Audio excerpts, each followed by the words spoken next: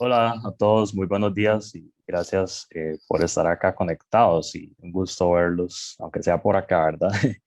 Entonces, el día de hoy yo voy a hablarles sobre la descripción del plegamiento de mesoescala en calizas eocenas de la fila costeña. Eso es un trabajo que hice en colaboración al compañero Valentín Chanel, que también es profesor de la escuela e investigador del Centro de Investigación en Ciencias Geológicas.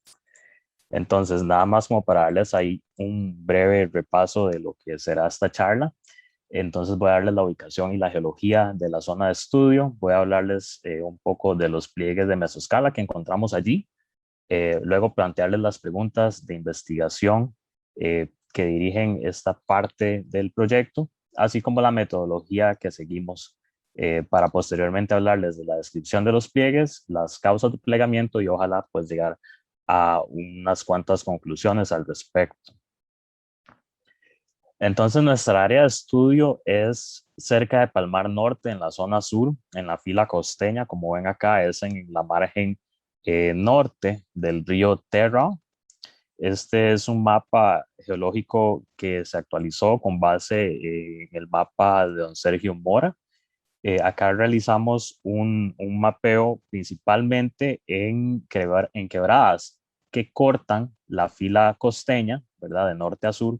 Aquí hay algunas señaladas con números del 1 al 4, que por cierto vienen más detalladas con columnas y descripciones de facies con este QR que los va a dirigir a un póster que tenemos para este congreso, por si quieren saber más detalles al respecto. Lo que quiero resaltar acá es que en la base, por lo menos hacia el suroeste de la zona, tenemos una secuencia clástica y calcárea del Eoceno, y sobre ella tenemos un bloque de falla inversa que nos está colocando sobre esta secuencia del Mioceno, perdón, lo que está al suroeste es el Mioceno, y nos está colocando esta falla inversa sedimentos del Eoceno superior y el Oligoceno. Esta franja morada de acá son las rocas calcáreas de la fila de cal y la investigación se basa en esta unidad. Solo quiero resaltar que la unidad calcárea del Eoceno superior está sobreyaciendo a una unidad clástica. Justo en la interfase de estos dos tipos de conjuntos de roca, eh, tenemos lutitas. Okay, el techo de esta unidad clástica son lutitas y eso es muy importante tenerlo en cuenta. Además de las rocas sedimentarias, también tenemos rocas ígneas que afloran eh, a lo largo de la fila costeña y se ven muy bonitas a lo largo de la ruta interamericana sur que va paralela al río Terra, por si también tienen un interés al respecto. Bueno, entonces hablemos de los pliegues de mesoescala. Bueno, mesoescala acá nos dice que es una escala media, o sea, estamos hablando de pliegues que se ven a escala de afloramiento. Entonces, cuando uno entra a estas quebradas que cortan la fila costeña y entra en la unidad de calizas, lo que va a ver es este tipo de pliegues que vemos en estas dos fotografías. Acá voy a resaltar un poco algunos elementos interpretativos de estos afloramientos. Vean que son pliegues apretados, con charnelas pues muy cortitas, ¿verdad? Muy restringidas. Eh, y además los estratos tienen un espesor decimétrico. Entonces siempre vamos a ver una relación entre este espesor de estratos de rocas calcáreas y los pliegues de mesoescala. Cabe resaltar que también hay calizas masivas donde es más difícil pues ver este tipo de plegamiento y tiene que ver con una competencia de la roca más bien. Entonces, con base en este montón de pliegues que uno ve, ¿verdad? Y a la hora de ir haciendo una columna estratigráfica, es importante hacerse estas dos preguntas. Por ejemplo, ¿cuál es la geometría de los pliegues de mesoescala en estas calizas eocenas? Y más allá, si nos puede decir algo acerca de la causa del plegamiento. Y esto es importante porque dependiendo de la causa del plegamiento, esto puede tener una influencia en los espesores de las unidades plegadas, en este caso de la unidad calcárea. Entonces, la metodología que seguimos es una muy básica que hacemos acá en este país, ¿verdad? Hicimos un cartografiado geológico de la unidad calcárea principalmente. Fuimos perpendicular al rumbo de los estratos, ¿verdad? En este caso, más o menos noreste, suroeste. Luego, además de la cartografía geológica, se tomaron datos estructurales de cruzamientos estratigráficos, de las fallas que se pudieron observar y también de planos axiales en los casos donde tal vez el acceso al afloramiento, ¿verdad? Era un poco incómodo, ya sea por algún salto, ¿verdad? O una poza bastante honda que no nos permitiera llegar a medir eh, los buzamientos estratigráficos para calcular más analíticamente esos ejes de los pliegues y esas trazas y superficies axiales. Una vez que trajimos estos datos del campo, eh, hicimos un análisis estadístico en programas de análisis estructural como WinTensor y StereoNet. Entonces, acá les voy a mostrar un poco estos resultados. Los primeros son los buzamientos estratigráficos, en general, ¿verdad? De superficies plegadas o simplemente de superficies basculadas. Vean que acá el rumbo es muy fuerte en la dirección noroeste-sureste, ¿verdad? Ahí hay unos rumbos un poco más dispersos, pero la dirección predominante es noroeste-sureste y esto concuerda con la dirección estratigráfica regional de la fila costeña y todo este sector sureste de Costa Rica.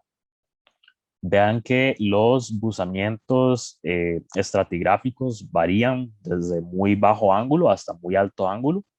Eh, Podríamos decir que tenemos tres clústeres principales, uno de bajo ángulo, uno de ángulo moderado y uno de alto ángulo. Ahora pasemos a las geometrías ya de los pliegues en sí. Empezamos por las charnelas. Acá les traje dos fotos que representan los dos tipos de charnelas principales que vamos a ver en esta zona. La más predominante, la que vemos con mayor frecuencia, son las charnelas muy angostas que nos generan pliegues tipo chevron. Vean que existen sin formas y antiformas. Y también tenemos en algunas zonas charnelas un poco más anchas, ¿verdad? Entonces nos da esa geometría un poco más redondeada de los pliegues, menos puntiaguda, por decirlo así. También hay otras charnelas que tal vez son un poquito más amplias, ¿verdad? Que tal vez se ven a lo largo de unos decenas o sí, más o menos decenas de metros, ¿verdad?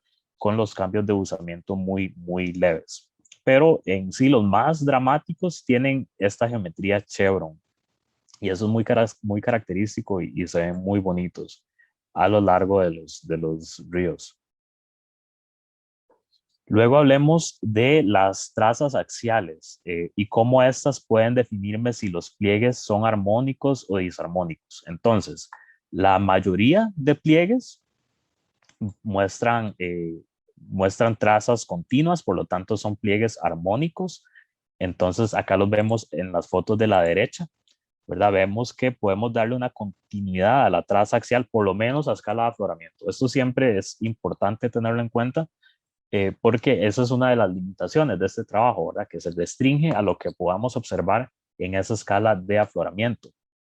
Además que tenemos muchas variaciones pues, de buzamientos debido al plegamiento, entonces tenemos que ir viéndolo por partes. Entonces, las trazas son continuas, por lo tanto la mayoría son disarmónicos. No obstante, también hay situaciones muy complejas estructuralmente hablando, donde las trazas son discontinuas, ¿verdad? Y aquí en esta foto de la izquierda, que se las interpreté para, para, para mejorar ahí los elementos estructurales, pueden ver cómo en la esquina inferior derecha tenemos un antiforma, pero justo sobre ese antiforma tenemos un sinforma bastante apretado, ¿verdad? Entonces eso indica que la traza axial, ya sea del antiforma o el sinforma, son discontinuas. Entonces esto lo que nos dice es que los pliegues son disarmónicos y esto es muy importante también a la hora de describir los pliegues. Ahora, si uno trata de unir los flancos, ¿verdad? O cómo definir la continuidad del pliegue, de la deformación pues continua, uno le quedan muchas preguntas, ¿verdad? Uno dice, bueno, ¿será que en medio de estos cambios en la dirección de usamiento, donde hay cambio abrupto en la dirección y en el ángulo, entonces será que hay fallas? O 5 más bien minutos, César. serán superficies que me generen alguna discontinuidad en el récord estratigráfico. Entonces eso es importante verlo. Luego los planos axiales, aquí los vemos a mano izquierda en forma de polos, ¿verdad? Y nos indican que los planos axiales son de alto ángulo y tienen un rumbo noroeste-sureste. Y los ejes de los pliegues tienen una inmersión generalmente leve hacia hacia el noroeste.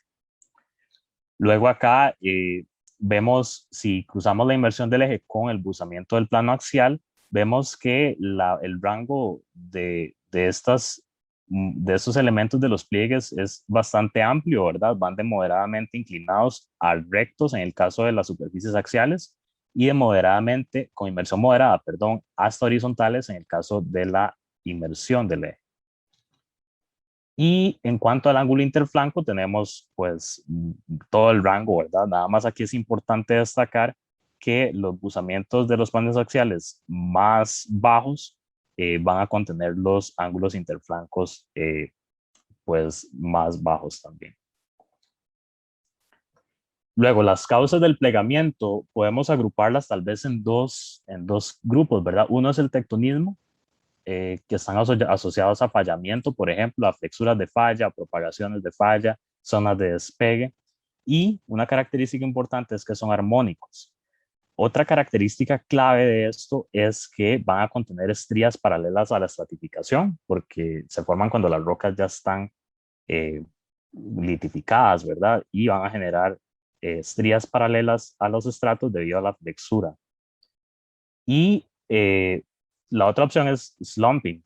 Entonces, cuando tenemos estos fallamientos por gravedad en el talud, nos va a generar plegamiento caótico, ¿verdad? Flancos que son paralelos a la estratificación y las trazas son disarmónicas.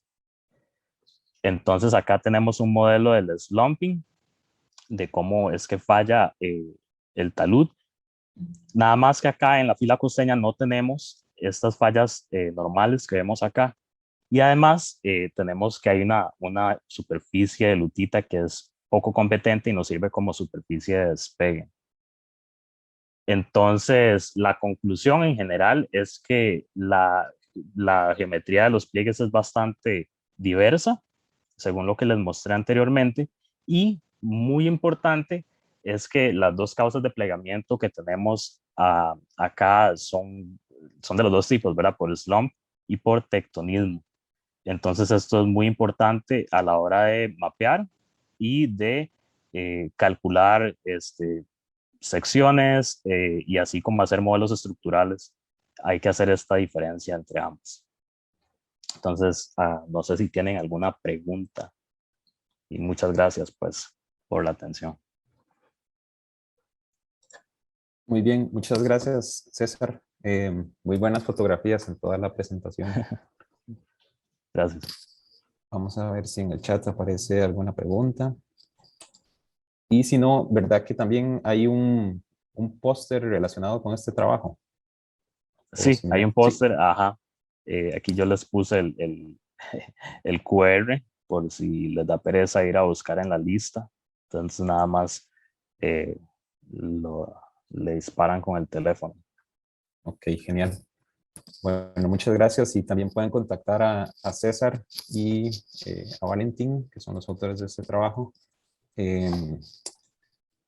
por si tienen alguna duda específica.